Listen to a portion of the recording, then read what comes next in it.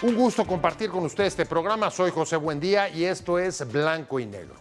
Un fuerte malestar masculino que recorre a comunidades de jóvenes estalló con violencia en la UNAM con el crimen sin precedente de un alumno del CCH Sur. El ataque se incubó desde los discursos de odio de subculturas radicales digitales, que en otros países se han materializado en tiroteos y acosos fatales dentro de las escuelas. Es una llamada grave de atención a tomar en serio la situación y no escatimar recursos para atenderlo. La UNAM está de luto por el crimen del estudiante a manos de un compañero que entró al plantel encapuchado y armado con un cuchillo con el que le quitó la vida y después intentó suicidarse. El ataque se incubó en los foros incel o célibes involuntarios y también ha dejado nuevas amenazas en reconocimiento al agresor que esta semana llevaron a suspender clases presenciales en 15 planteles. Pero las denuncias de agresiones no son nuevas ahí. Solo en el CCH Sur han salido más de 30 quejas a la Defensoría de Derechos Universitarios desde abril de 2024 por diversos tipos de violencia, principalmente de género. Sin embargo, la crisis ha escalado desde esas comunidades que difunden mensajes de odio y misoginia. La parálisis de clases da cuenta de la gravedad de una situación que las autoridades universitarias no han podido prever ni identificar y que en algunas comunidades estudiantiles llevan a tomar riesgos de los grupos de ideas extremistas de los tiroteos en campus, como por ejemplo en Estados Unidos y Canadá, tanto como de las rupturas profundas de las generaciones de la pandemia, con problemas como el aislamiento y la marginación social. Comunidades de padres y alumnos han elevado pliegos petitorios a las autoridades universitarias en demanda de seguridad y atención a la salud mental de los jóvenes. Acusan falta de mecanismos de seguridad eficaces mientras que los servicios psicológicos son escasos. ¿Qué necesitan los estudiantes, además, por supuesto, de condenar la violencia? ¿Cómo superar la ruptura generacional con sus profesores y tutores? ¿Cómo prevenir la violencia dentro de su autonomía? Esto es Blanco y Negro y comenzamos.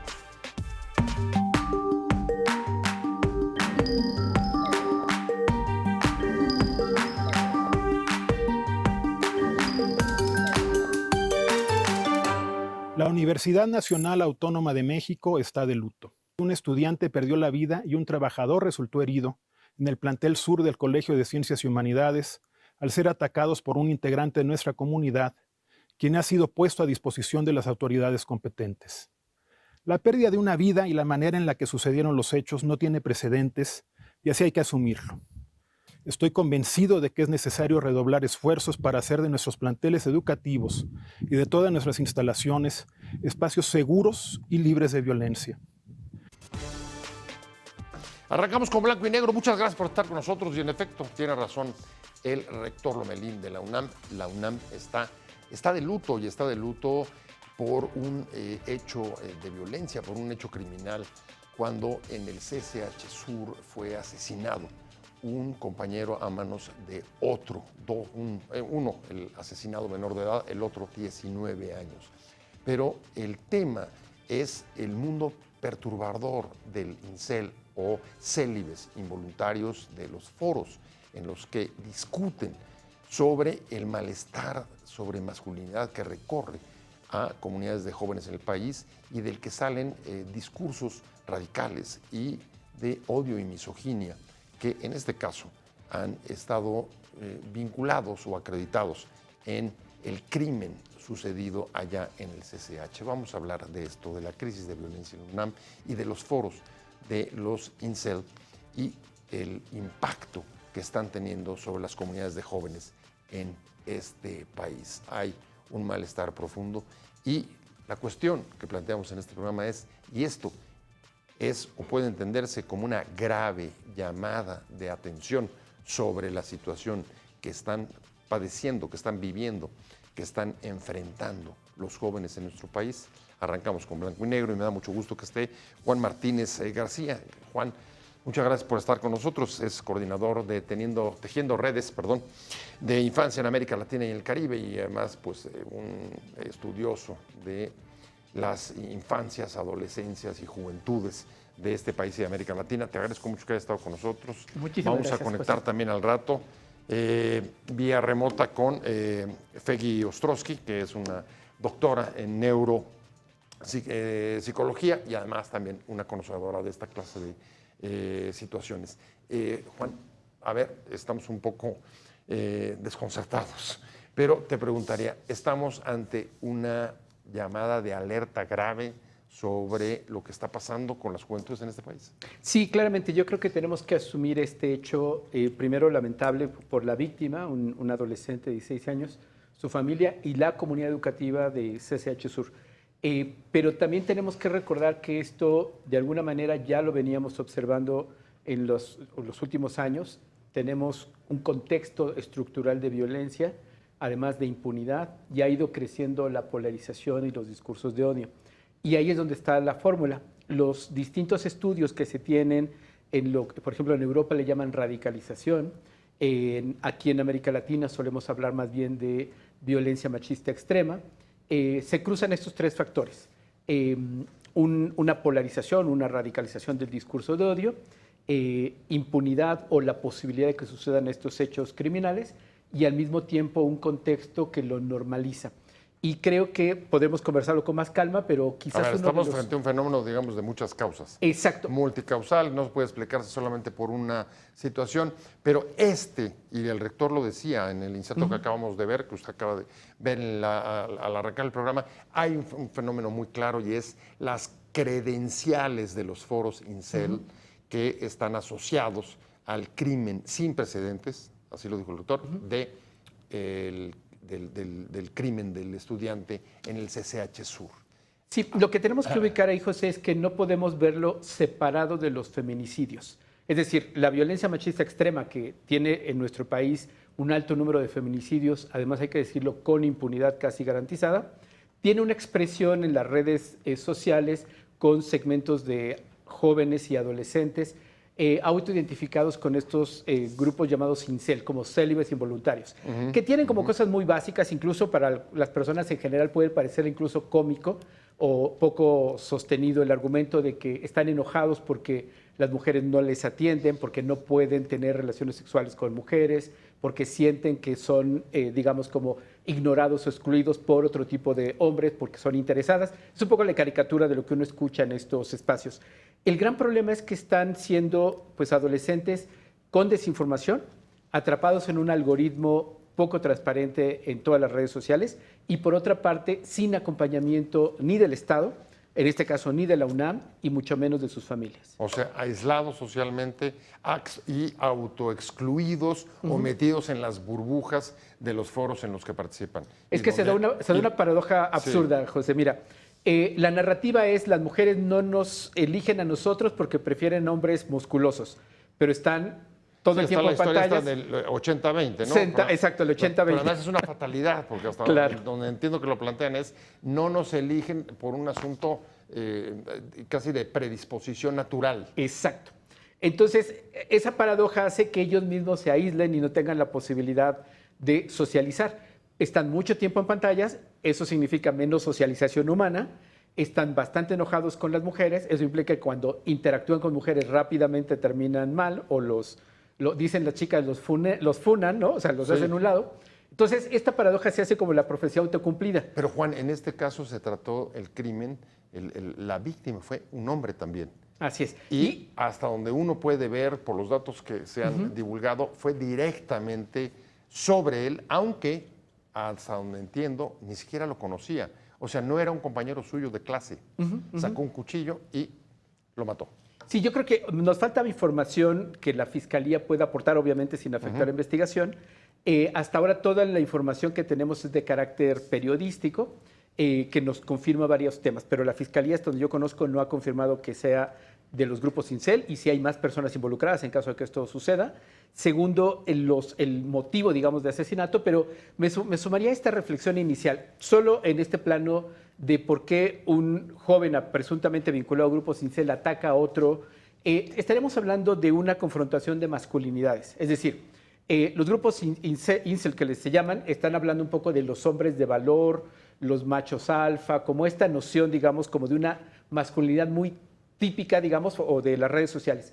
Y tenemos a jóvenes, adolescentes, como este niño víctima, que tienen una masculinidad no hegemónica. Se ríen, se divierten, son tiernos, juguetean, y eso obviamente rompe con las narrativas de decir cómo es que tiene novia un perfil como él y yo no tengo, ¿no? O sea, a ver, entonces, digamos, no solamente hay, digamos, para usar tus palabras, la masculinidad radical no solamente tiene por objetivo o se llega a cebar o llega a tener descargas de violencia con las mujeres, sino también con otros hombres frente a los cuales se siente frustrado. Exactamente. Sí, hay que ubicar que el machismo es un sistema de creencias, una expresión cultural que nos enseña qué es ser hombre, qué es no ser, y también entre las cosas que nos van dando desde niños y niñas, desde niños y personas adolescentes, es digamos, como no expresar tus emociones, usar mucho la furia como un código de relación y resolver con violencia, como tenemos la obligación de usar violencia.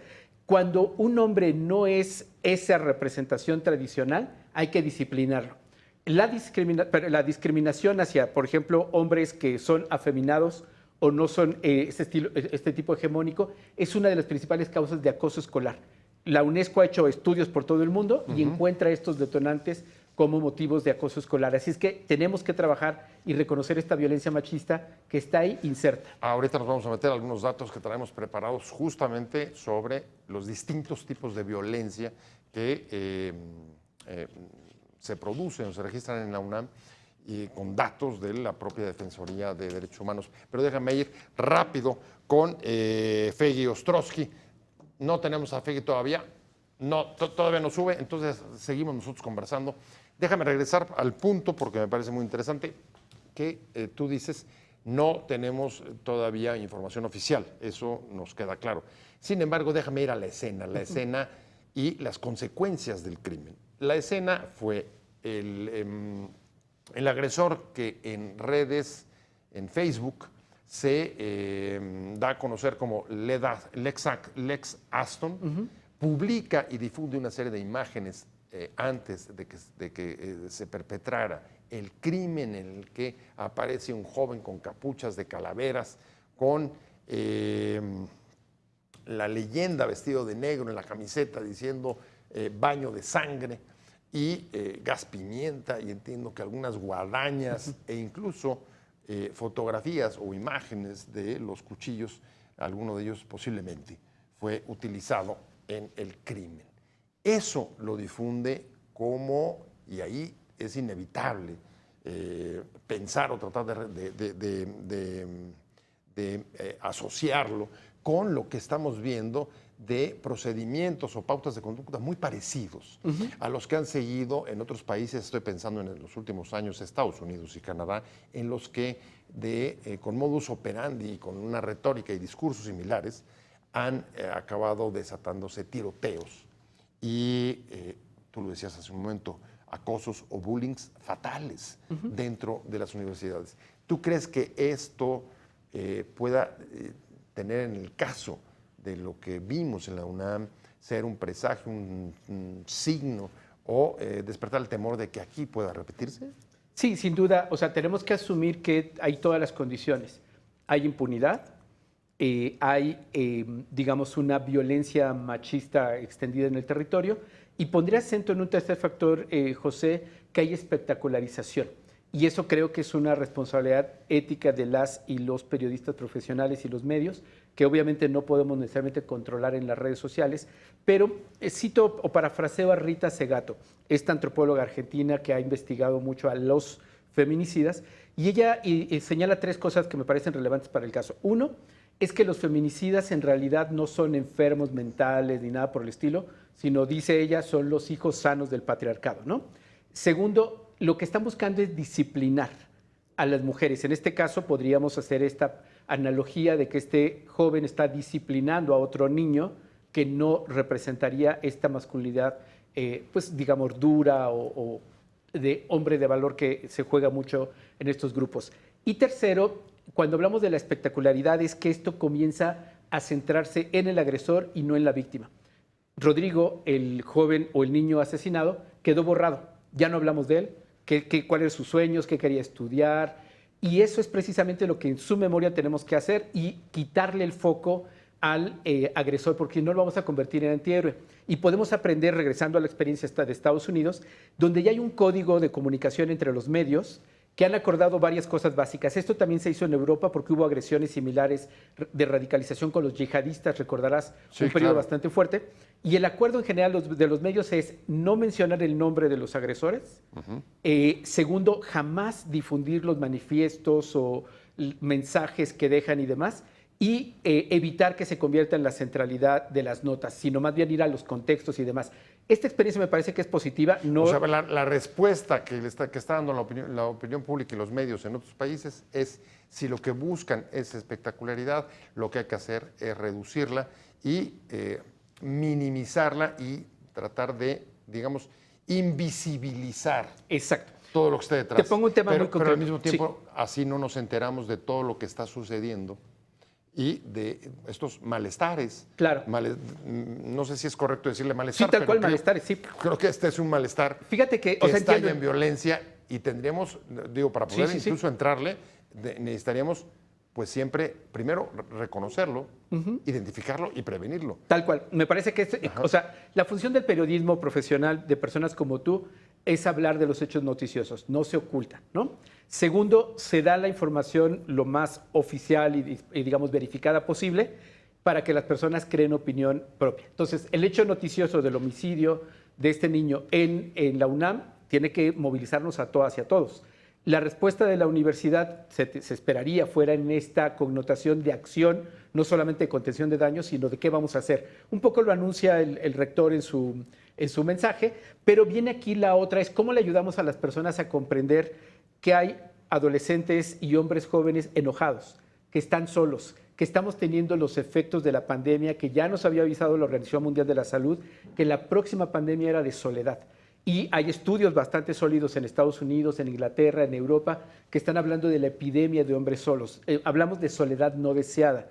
Y todo esto nos da contexto para explicar un montón de temas, porque si lo ubicamos como un hecho noticioso el homicidio, tendríamos también que asociarlo, como comenté, con feminicidios y agregaré el otro, suicidios. Tenemos un incremento importante de suicidio joven, 7 de cada 10 suicidios lo están cometiendo hombres jóvenes, solos.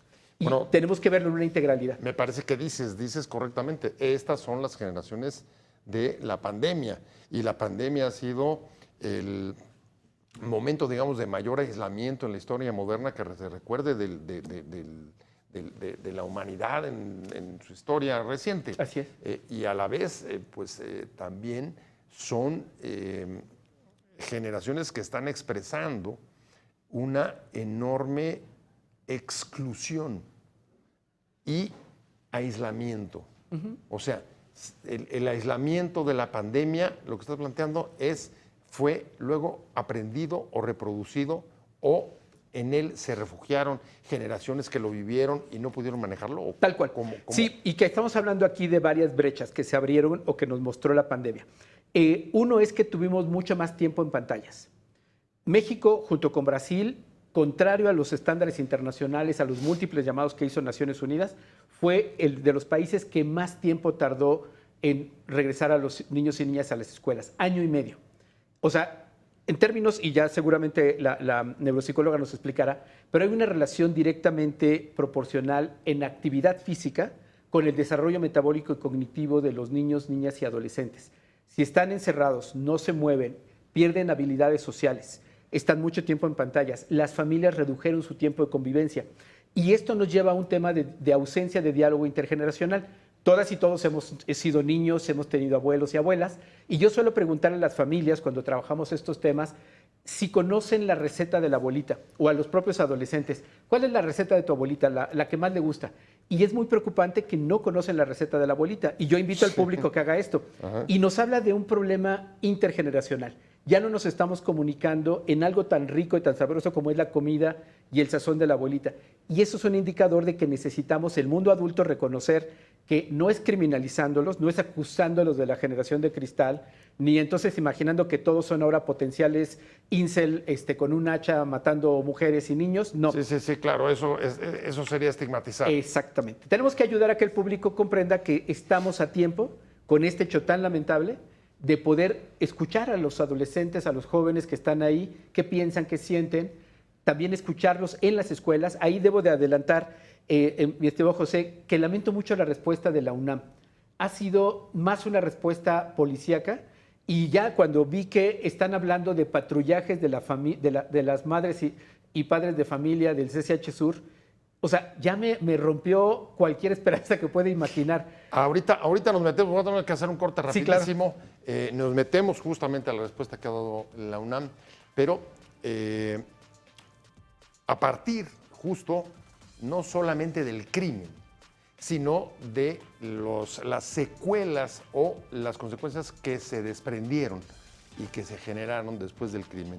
Fundamentalmente, la divulgación de mensajes de amenazas que reivindicaban o en reconocimiento del propio criminal, del propio agresor, del ex Axton, para utilizar para no usar su nombre real, sino utilizar el seudónimo que utiliza en redes sociales, y el impacto que tuvo esto, ya lo conocemos, estas amenazas que se divulgan después del crimen, fue el cerrar o suspender las clases casi una semana en unos casos. Algunas facultades se fueron a paro, fueron los alumnos los que hicieron suspender las clases, pero muchas otras no fue una decisión de los alumnos, sino las autoridades, quizá desconcertadas, no supieron qué hacer, y frente a la posibilidad de que la plaza se les calentara con esa clase de mensajes, decidieron mejor cerrar.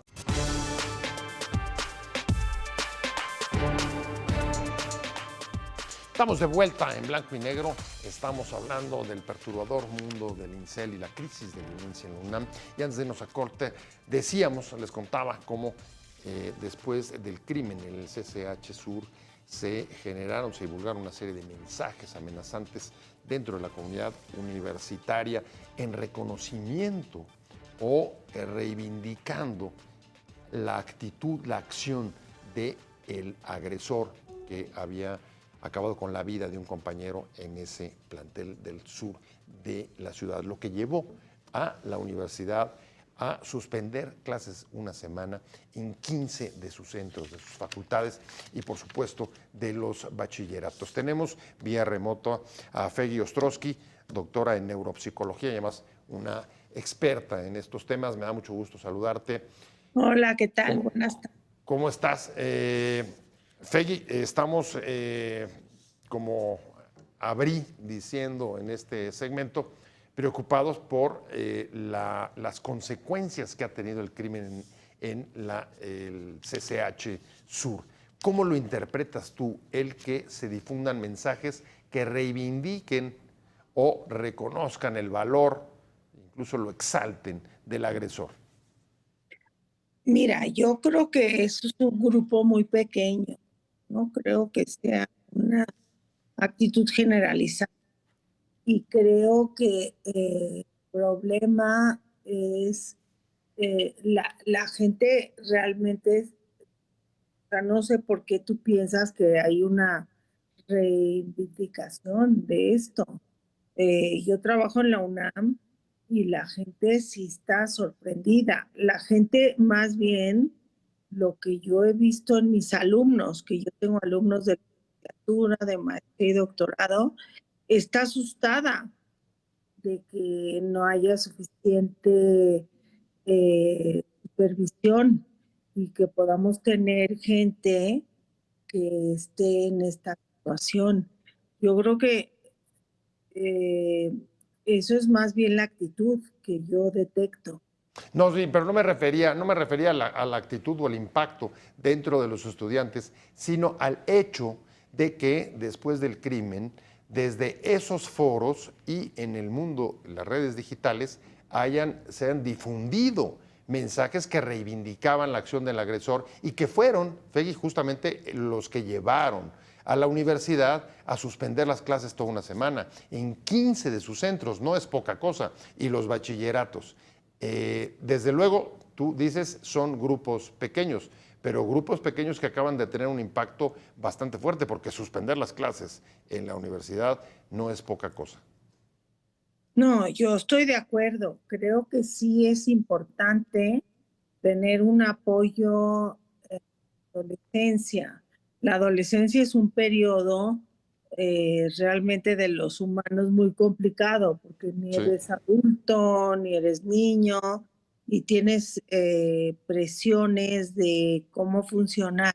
No solo eso, sino que hay estudios recientes que si tú pones en- en riesgo la, la parte sexual y la identificación sexual de los adolescentes masculinos, eso les genera un enorme estrés. Y creo que este grupo de jóvenes, como estamos hablando, estaba ligado a un grupo de jóvenes que no, que era rechazado o que se sentía rechazado por las mujeres. Y creo que eso es lo que tenemos que abordar. No es que todos los jóvenes tengan este problema, pero sí hay estudios que muestran que los jóvenes que sienten en riesgo su identificación sexual tienen problemas de mucha agresión. Y esos son estudios científicos que están hechos. Bueno, a ver, desde luego, son grupos que además discuten o hablan con ideas bastante radicalizadas a través de los foros en los que participan en Facebook. De hecho, después del crimen, Facebook cerró algunos de estos foros que llegan a tener, imagínate, cerca de 80,000 seguidores. No es poca cosa. Y la cuestión aquí es tu valoración de hasta dónde puede ser la gravedad y el impacto, o hasta dónde es esto una llamada de atención de lo que pueda suceder. Y estoy pensando en lo que ha pasado con perfiles psicológicos o problemas como los que tú acabas de mencionar, que han acabado desatando actos de violencia mayores, como el que ya vimos en el CCH, un crimen sin precedentes, y en Estados Unidos o en Canadá con tiroteos o acciones violentas o bullying incluso fatales dentro de las escuelas. ¿Tú cómo lo valorarías? ¿Ante qué estamos? A ver, yo creo que la violencia es un proceso complejo que tiene que ver con factores múltiples y que no es un factor único y que tiene que ver con factores de tipo de educación, que tiene que ver con factores de crianza, con factores de aspectos psicoeducacionales. O sea, no es un factor único. Yo lo que creo que tienes y que es muy importante lo que están ustedes haciendo foros, es decir, cómo puede pasar que un joven pues de 19 años vaya y mate, además, gente que ni conozca y que lo haga con tanta saña, tanto enojo. Entonces, creo que necesitamos prestar atención a cómo estamos educando a los jóvenes y creo que se necesita mucho más apoyo y que hay factores de apoyo de salud mental, pero este es un estudio reciente que se hizo tanto aquí en México como en Estados Unidos, de que si en los jóvenes tú pones en riesgo su identidad sexual, eso genera una enorme presión y violencia. Y creo que no se había tratado. Sí, sin duda. Si uno lee los mensajes que suelen divulgarse en estos foros y además los que ocurrieron después del crimen, pues uno ve, digamos, eso que tú estás señalando, los riesgos de violencia cuando pones la identidad a cuestión o cuando la identidad de masculinidad se pone a cuestión, pero también un enojo por como una sensación de feminización del mundo. Lo ven y responden o lo rebaten con mensajes muy duros, radicalizados de misoginia. ¿Cómo lo interpretas eso? es que tiene que ver con esos aspectos. Creo que la identidad sexual y el desarrollo sexual es un proceso complicado y que no le hemos prestado mucha atención.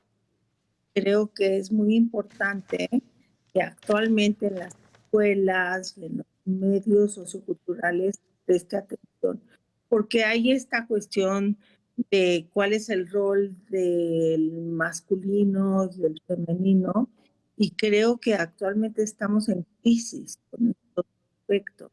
Y creo que eso es fuente de este grupo que es pequeño, pero no tan pequeño, pero sí es pequeño, que se identifica con este rechazo del grupo femenino y que no se ha atendido. Ahora, déjame poner sobre la mesa algunos datos que me parecen importantes. No sé si los podemos poner en pantalla para tratar de ir contextualizando. Las quejas y denuncias en la universidad se dan, digamos, no son nuevas, por distintos tipos de violencia. Solamente en el CCH Sur, de 1924, de abril del 24 al 25, hubo más de 30 quejas, la mayoría por violencia de género. Y como pueden ver ahí en pantalla, 4 de cada de las 10 quejas que llegan a la Defensoría de los Derechos Universitarios se producen o se concentran en 5 planteles del Colegio de Ciencias Humanas, o sea, en los CCHs.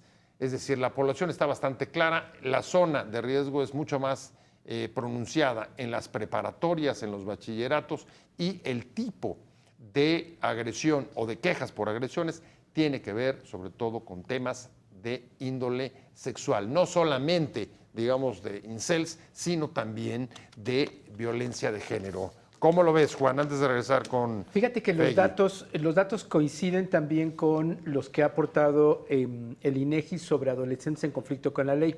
En los últimos años hemos tenido un incremento sostenido, no escandaloso, pero sostenido, de adolescentes vinculados. Pero una preocupación que observamos en los últimos años es el incremento de detenciones por violencia sexual, lo cual corresponde también con estos datos que acaban de compartir. Y creo que valdría la pena, siguiendo un poco la reflexión que comentaba la doctora, tenemos que reconocer que hay un cambio social y que ese cambio social es complejo y que lamentablemente no hemos acompañado a los niños, a los adolescentes y hombres jóvenes a entender que el mundo ya no es el del siglo pasado. Así como no usamos el teléfono del siglo pasado y hemos avanzado en los derechos de las mujeres y la igualdad de los géneros, tenemos que acompañar a niños y niñas para que ya no vivan esta educación vieja, tradicional, de las mujeres en casa, los hombres proveedores, el amor romántico, los príncipes azules y demás, porque se ha trabajado mucho afortunadamente con niñas y con mujeres, pero no lo estamos haciendo con los hombres y necesitamos en consecuencia empezar a trabajar más. O sea, hay una asignatura pendiente, con las mujeres se trabajó y ellas empezaron a trabajar sobre su nuevo rol y papel en el mundo mucho antes que los hombres. Y hoy lo que estamos viviendo, estarías, si te entiendo bien, sí, claro. Es decir, a ver, los hombres están, digamos, un poco atrasados en el repensarse a sí mismos. No sé coincidas, Fegui. Yo creo que tienes razón, pero que la adolescencia, hay que entender qué pasa. El cerebro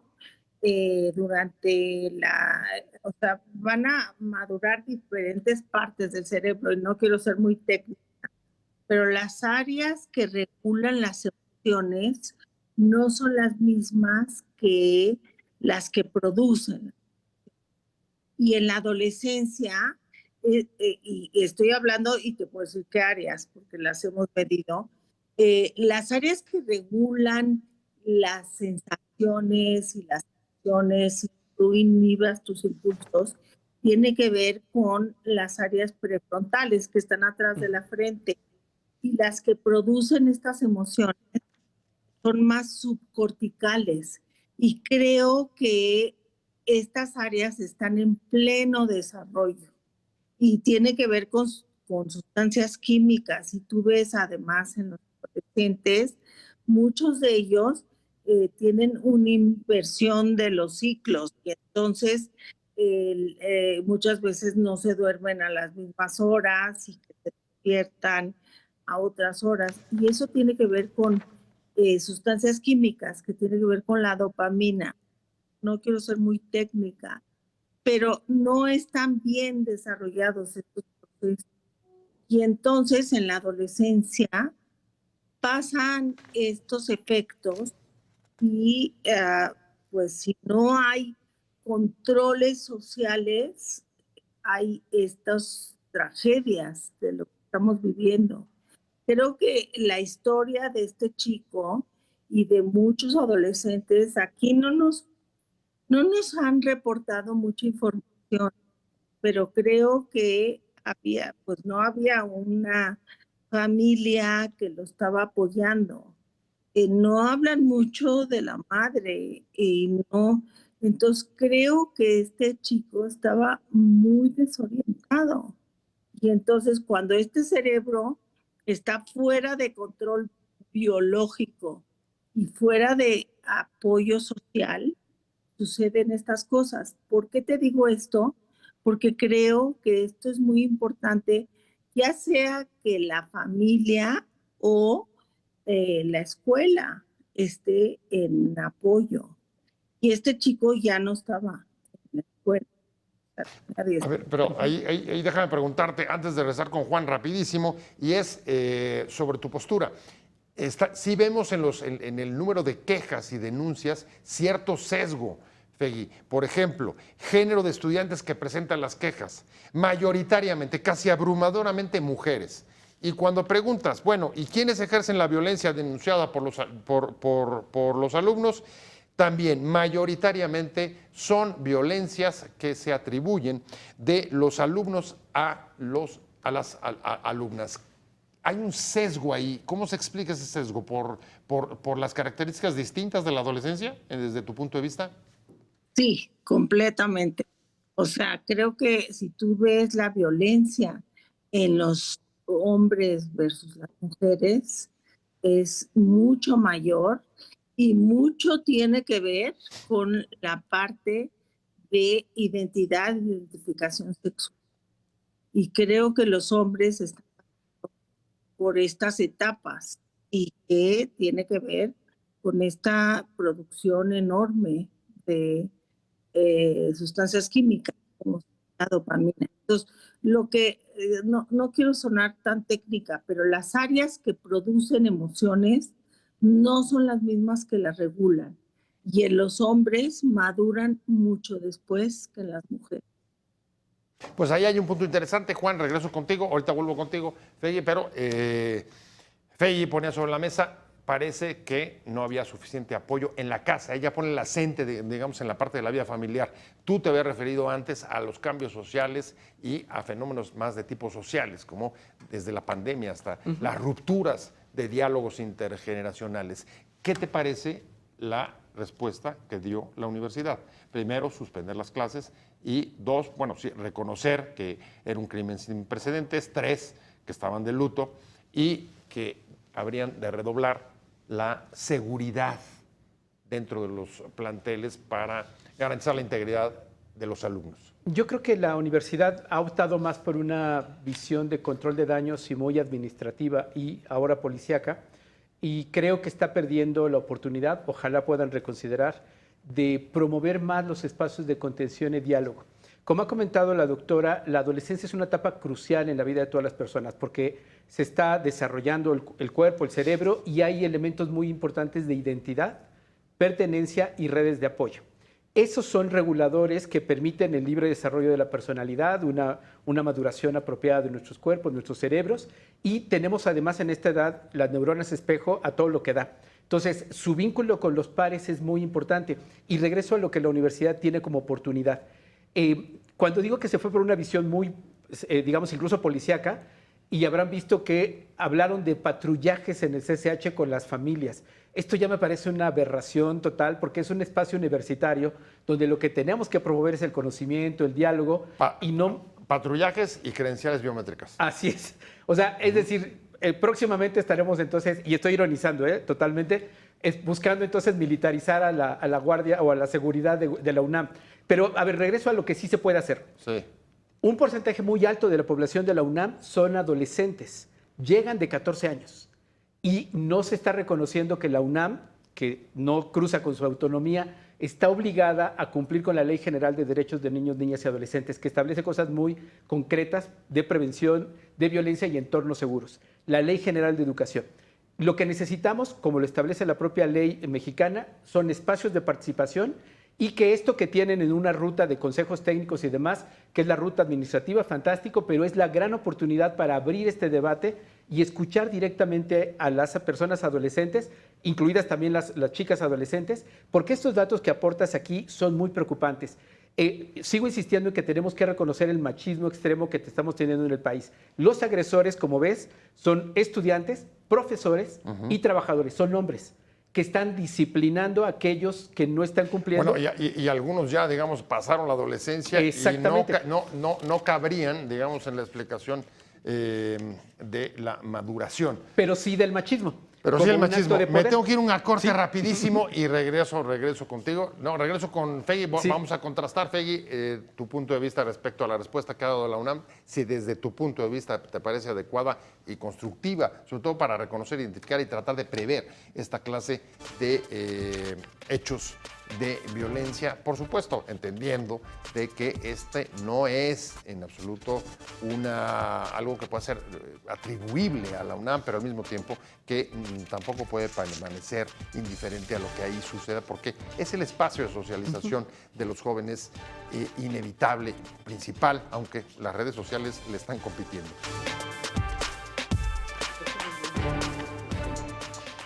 Estamos de regreso en Blanco y Negro. Muchas gracias por seguir con nosotros. Y pues ahí tiene la crisis en pantalla de los SHs de la UNAM, que esta semana han permanecido cerrados, las clases suspendidas.